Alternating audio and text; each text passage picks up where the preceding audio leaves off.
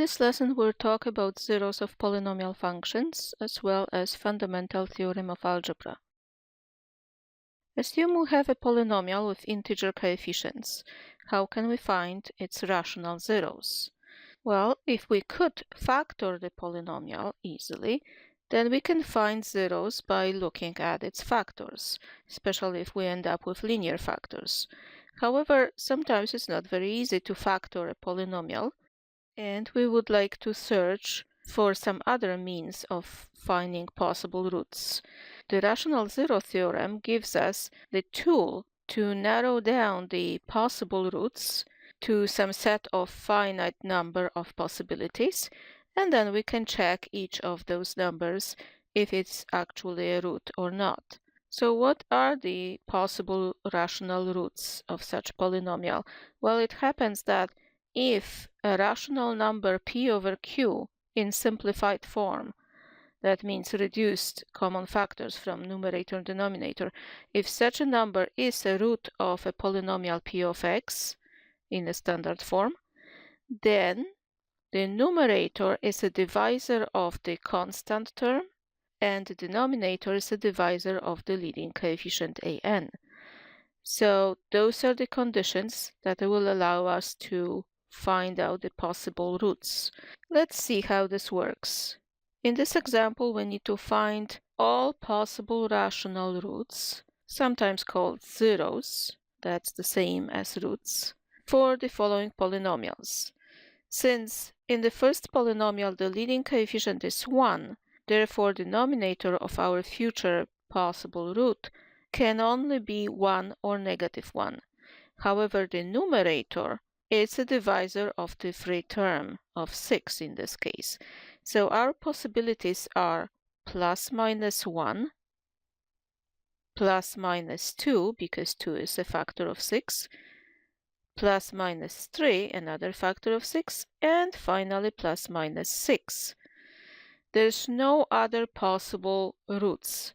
Therefore, to actually find the roots, it's enough to check those 8 numbers. However, not every number from those listed here are actual roots, so only some of them, and we know that since this polynomial is of degree 3, only 3 of those 8 numbers can actually be zeros of this polynomial, so the rest of them are not. However, this is still useful because our search is narrowed down to 8 numbers rather than infinitely many. Okay, in the second example, we have more possibilities because the leading coefficient is 6. Therefore, our denominator could be any factor of 6. Well, let's start with the first factor, which is 1, and the numerator is a factor of 4. We can always use 2 different signs because those factors could be positive or negative.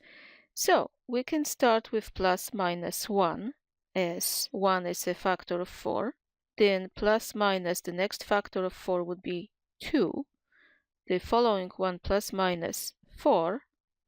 And this way we exhausted all possible roots with denominator 1. Now, if denominator is 2, then we could have plus minus 1/2, plus minus 2/2, but 2/2 is the same as 1, and we already took the 1, plus minus 4/2, but 4/2 is the same as 2, so we already took it, and the following possible denominator will be 3. So we could have plus minus 1/3, plus minus 2/3, plus minus 4/3. Finally, the last possible denominator could be 6. So we could have plus minus 1/6, plus minus 2/6, but 2 6s is the same as 1/3, and this is already taken. And finally, plus minus 4/6. However, 4/6 is the same as 2/3. That was already taken. So this is the complete list of all possible rational roots of the given polynomial. In the next example, we actually need to find all the zeros of each polynomial, not only possible zeros, but actual zeros, and state multiplicity of each zero if it's not simple. The term simple 0 refers to a root that is of multiplicity 1, that means appears only once. So in the first polynomial, we can see that we have a common factor which is easy to take out of the bracket, x, and remaining polynomial is a quadratic trinomial, x squared minus 4x minus 3. This polynomial can't be really factored in rational numbers because the product is negative 3. However, the difference is 4, so there's no such numbers that will multiply to 3 and differ by 4. So how can we deal with this? Well, this is quadratic trinomial and we know quadratic formula that allows us to find out roots. So let's use quadratic formula to find the first and the second root. That would be 4 plus minus square root of b squared, which is 16, minus, and this minus is plus, 4 times 3, everything over 2a, which is 2. That gives us 4 plus minus root of 28 over 2. If I pull 2 out of the root, then I have 2 root 7 here, reduced by 2. It will end up to be 2 plus minus root 7. So those are the other two roots. Each of them appears only once. Okay, so let's list our zeros.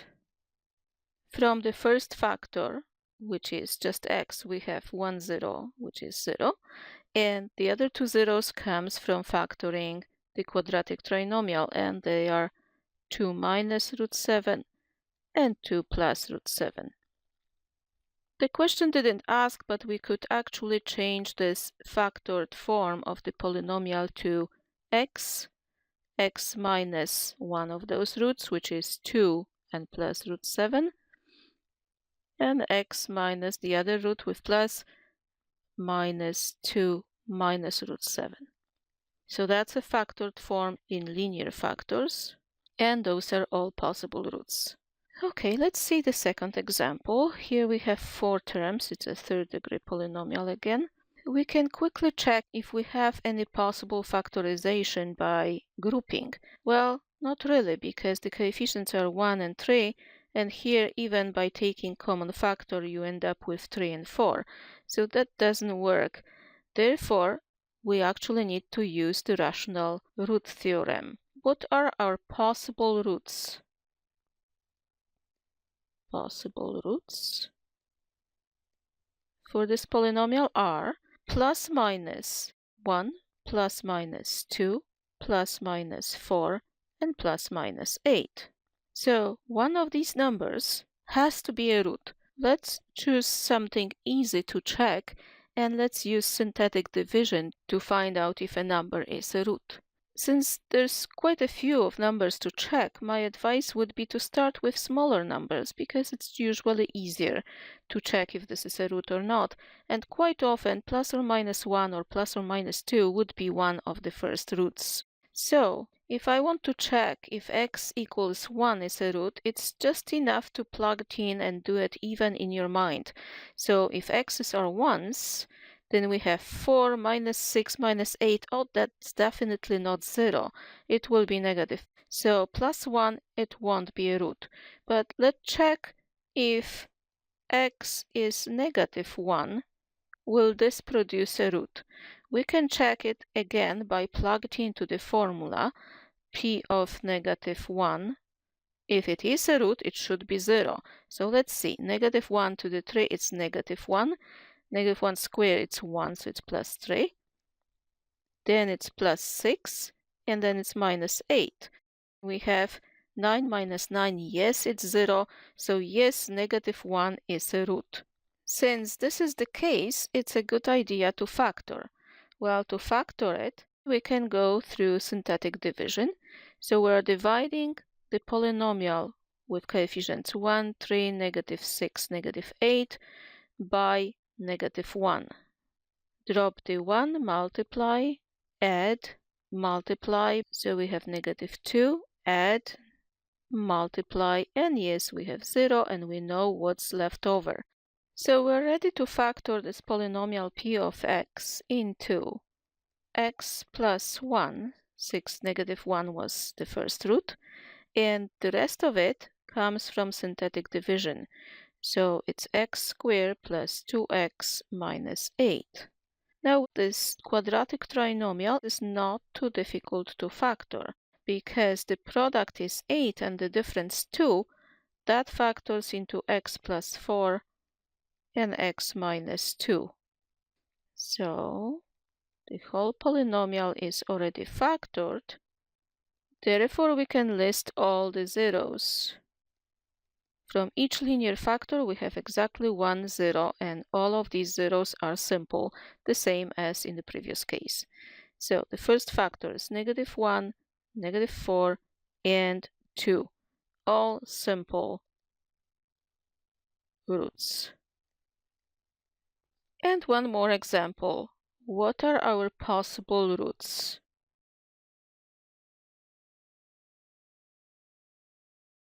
Well, that could be a lot of them because 24 has a lot of factors. So it's plus minus 1, plus minus 2, plus minus 3, plus minus 4, plus minus 6, plus minus 8, plus minus 12, and finally plus minus 24. If we use denominator 2, that gives us the root plus minus 1/2 and plus minus 3/2. The rest of it will be actually divisible, so we won't produce any more roots. So there's a lot of them. Obviously, we're not going to check every single one. That will be just too much time consuming. Let's start with the easiest possible roots, like plus minus 1. Well, if I think about 1 and plug it into the polynomial, that's the easiest way to calculate because you're simply adding all the coefficients. Let's add all positive ones first. So it's 35 and 6 is 41. And add all negatives, and it's -30, 41 as well. So we know that p of 1 is 0. So we really know that 1 is a root. Okay, let's use synthetic division as before. Our coefficients are 2, -17, 4, 35, -24. We're dividing by 1, so the answer would be 2. Add to -17 is -15, -15 plus 4, -11, -11 plus 35 is 24, and yes, that's 0, and we do know what's the remaining polynomial. So maybe on this side, let's factor p of x. That will be x minus 1, and the remaining polynomial is 2x cubed minus 15x squared minus 11x plus 24. But when you look at this remaining third-degree polynomial and add all the coefficients, which is 26, and here's minus 26, so the sum of coefficients is still 0, which means that the 1 is also a root of the remaining polynomial. So it's a root of second multiplicity. Okay, therefore let's continue dividing by 1 using the same setting in synthetic division. Therefore we have drop the 2, -13, -24, and yes, we have 0. So we can rewrite our polynomial in the following form: x minus 1, and here will be another x minus 1, so we can write x minus 1 squared, and what's left is 2x squared minus 13x minus 24. Now let's check quickly if this is possible to factor by any chance. If it is, we can go by factoring. If it's not, then we use quadratic formula as in the first example. So the product will be -48, and the sum -13, which means I'm looking for two numbers that will multiply to 48 and they differ by 13. Such two numbers would be 16 and 3. So yes, it's possible to factor it. Well, maybe we can guess the numbers. So prepare two brackets. It has to be 2x and an x. and one of those numbers must be 16 and the other 3. Since this is 2, this number should be 8 to make it 16. So that's 16x, I don't know the sign yet, and this one will be 3 because 3 times 8 is 24. Now one of those numbers must be negative. Since the middle term here is 3x, and I need to end up with negative 13, so I need to have negative 16 and positive 3. So this will be positive, this will be negative. Okay, we have everything factored, therefore we're ready to list our roots. Zeros are 1 of multiplicity 2, negative 3/2 from this bracket, and 8 from the last bracket. So we have 4 roots, but 2 of them are the same. Here we have some application problem. For what value of x will the volume of the given solid be 112 cubic inches? So we have on the diagram some dimensions. With x being unknown, we need to find out the formula for the volume of this object. Well, we could do it in many different ways, but I would suggest to calculate the volume of the outside box, the big box, and subtract the volume of the inner, smaller box that is missing here. So the volume of the outside box, let's call it B box, so the big outside one will be B, is multiply the 3 dimensions, length times width times height. So it's x times x plus 1 times x plus 2. And now the volume of the small box, let's call it S, this box, maybe I will highlight it here. That's the box that we are talking about. Over here. So the volume of the small box, Vs, is 1 times 2 times, in this distance is also x, right? It's the same as this one. So 1 times 2 is 2 times x. Okay, therefore the overall volume of the entire shape is Vb minus Vs, which is x, x plus 1, x plus 2, and minus 2x. Well, to simplify this and to factor again, maybe it's a good idea to factor the x as a common factor, take it out, and then the rest of it, well, I need to perform the multiplication of the brackets, so it's x squared, 1 and 2 is plus 3x, and plus 2, and then subtract the 2 from the second term. Therefore, this equals to x squared plus 3x. And since the volume is equal 112, we can complete this equation, and now our goal is to solve this particular equation. So let's open this bracket and bring 112 to one side. It will be x cubed plus 3x squared minus 112 equals 0. So it's a third-degree polynomial. Some of the terms are missing. We need to find the roots of it. Since this number is pretty large, maybe it's a good idea to factor it by using factor tree.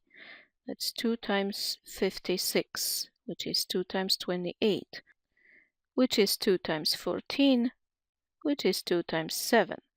So now we know what are the factors in 112. Therefore, our possible roots are plus minus 1, plus minus 2, plus minus 4, plus minus 8, plus minus 16, plus minus 7, plus minus 14, and so on and so on, plus minus 28, 56, 112. That's a lot of them, but hopefully one of those smaller numbers will work. So we can check 1, we can check 2, or maybe even 4. Probably among the first 2-3 numbers we should be lucky and we should get a root. So if I check 1, well, that's too much of negative. It's easy to see. You have 4 minus 112. That doesn't work. Negative 1 won't help because we have even more negatives. So let's go with 2. If I plug it in 2 here, I have 8, and here I have 12.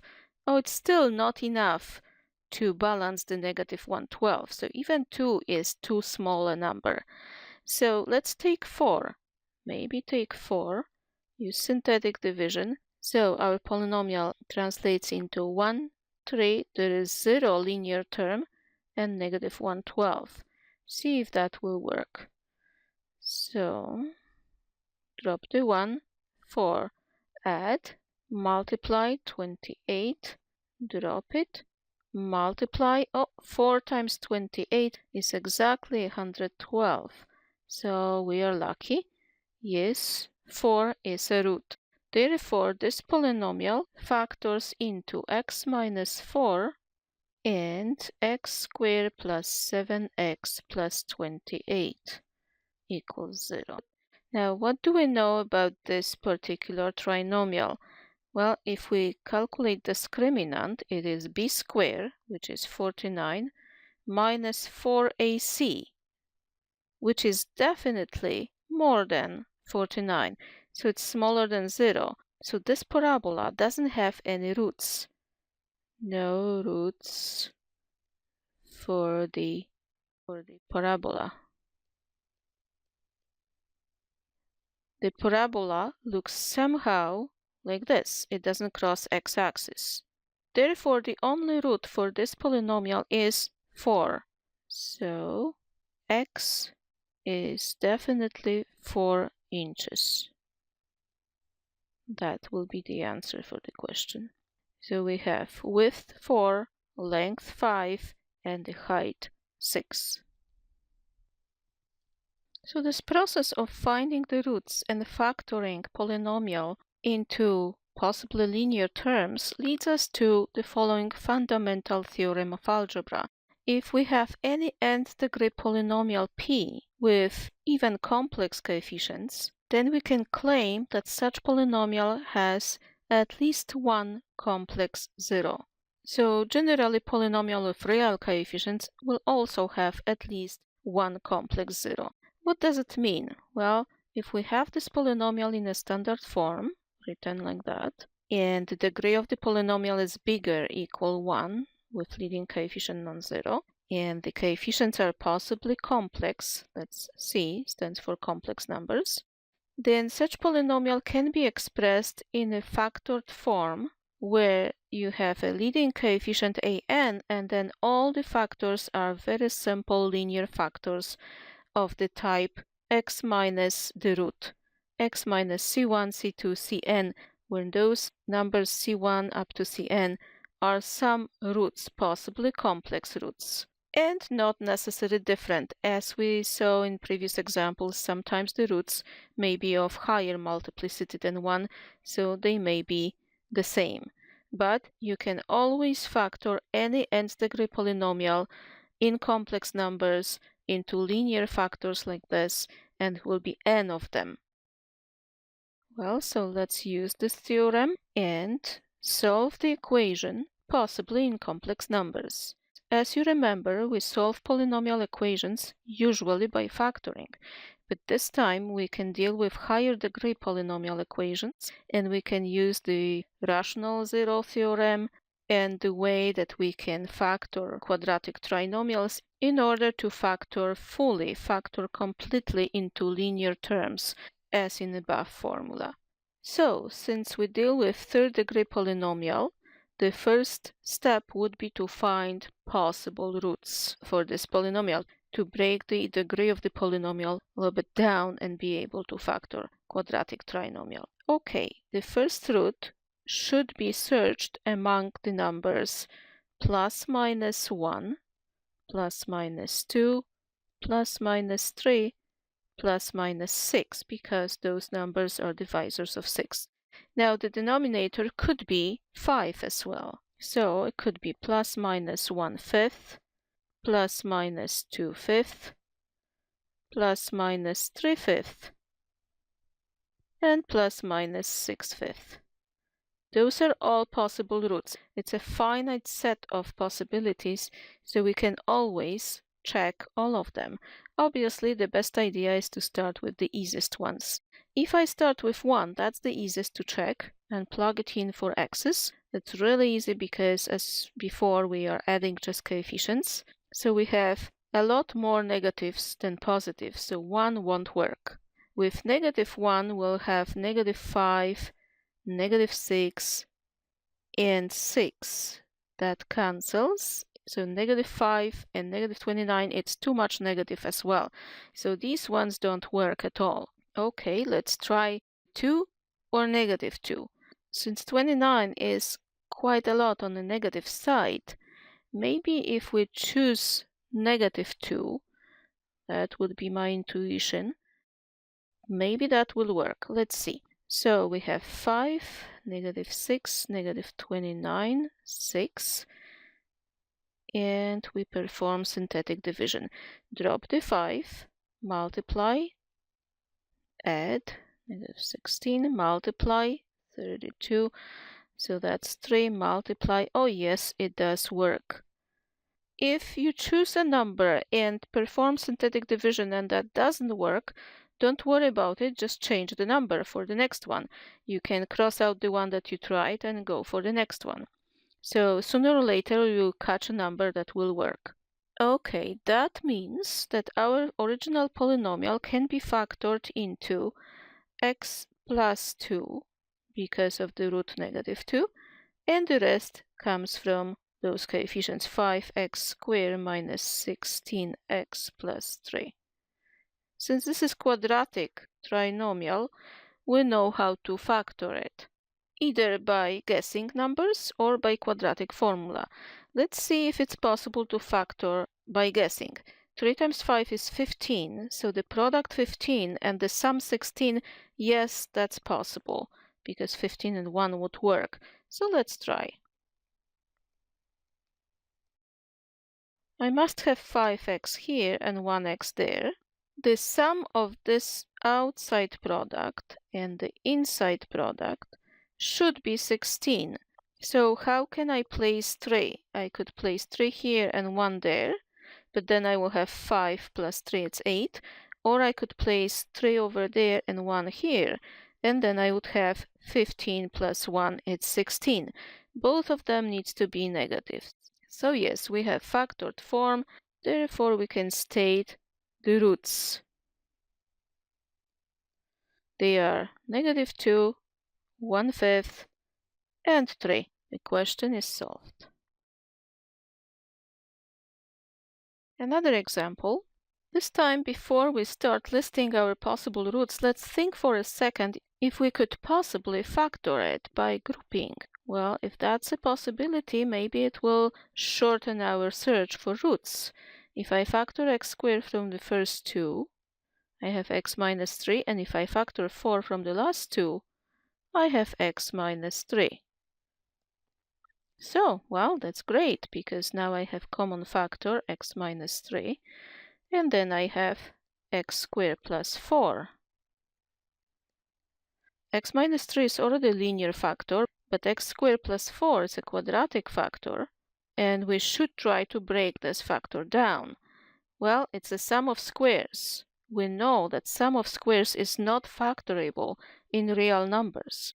However, we are searching for roots even in complex numbers, so it's a good idea to recall that any sum of squares, like this, can be factored into a plus bi and a minus bi. Remember, I is an imaginary number such that I squared is equal -1. So since those are two conjugate brackets, you can apply difference of squares formula, and yes, we have a squared, and then it's minus b squared I squared. A squared minus b squared I squared. However, I squared is -1, so that's really a squared plus b squared. That's how you factor the sum of squares in complex numbers. Therefore, we know that this bracket can be broken into x plus 2i and x minus 2i. Copy the rest. And now we're ready to list all possible roots. for the equation. So they are 3 plus 2i from this bracket and minus 2i from that bracket. And here we have the statement that I just talked about. The sum of squares factors into two conjugate brackets, a plus bi, a minus bi. Well, let's look at the conjugate rule for polynomials with real coefficients. If you have a complex number as one of the roots of a polynomial with real coefficients, that's important, with real coefficients, then the conjugate of this expression is also a root, a zero of this polynomial. So if one complex number is a root and our original polynomial has real coefficients, then a conjugate of this complex number must be a root as well. So finally, find a polynomial with real coefficients satisfying the following conditions. We know about our future polynomial that it's a third-degree polynomial, and it has this particular roots. One is real, the other is complex root. So those are the zeros of polynomial. Since this is complex, I know for sure that polynomial p has another root. So p has 1 plus I as a root as well, because the complex numbers must go in conjugate pairs. Therefore, we can write the polynomial p in a form x plus 2, x minus 1 minus I, so it's minus 1 plus I, and x minus 1 plus I, so it's 1 minus I. So obviously this is just one such polynomial, because notice that we could multiply this polynomial by any real number here, could be any a, as a leading coefficient, and we can particularly take this a to be equal to 1, because the question calls for find a polynomial, not all polynomials. So let's take a equal 1 because that's the easiest. Now, maybe it's a good idea to multiply all these brackets to see what is this original polynomial. So if we multiply the conjugate brackets, it becomes, let's copy the first one, and then to multiply the other two brackets, we can think of keeping the first two terms as one single unit and then think of it as plus I or minus I. That makes a difference of squares, which is easier to calculate. So it's x minus 1 square minus I square. But I square is negative 1, so we really have plus 1 over there. Well, let's continue. That will be x plus 2. Perform the perfect square, x squared minus 2x plus 1, and that's another plus 1. So we have x plus 2, x squared minus 2x plus 2. Now we can perform this multiplication as well, and we end up with x cubed minus 2x squared plus 2x plus another 2x squared minus 4x and plus 4. Okay, let's collect like terms. Our final polynomial is x cubed. This cancels. Minus 2x and plus 4. So that's really our p of x. And the last example, we need to find a polynomial p of 4th degree such that I is a zero of p with multiplicity 2, and p of 1 is 2. So find a particular one, not any one, which means we also need to think about the leading coefficient to accommodate for the condition that p of 1 is equal to 2. But let's first look at our roots. Since I is a zero of p with multiplicity 2, therefore our polynomial will have the following factors: x minus I and also x plus I. But I is multiplicity 2, so this will be taken twice, and also this has to be taken twice to match the conjugates. Okay, this is already fourth degree polynomial. The only thing that is missing is the coefficient a. We choose such a that this condition will be satisfied. So let's simplify this part of the polynomial first. So we'll have a, and then x minus I times x plus I is the same as x squared plus 1.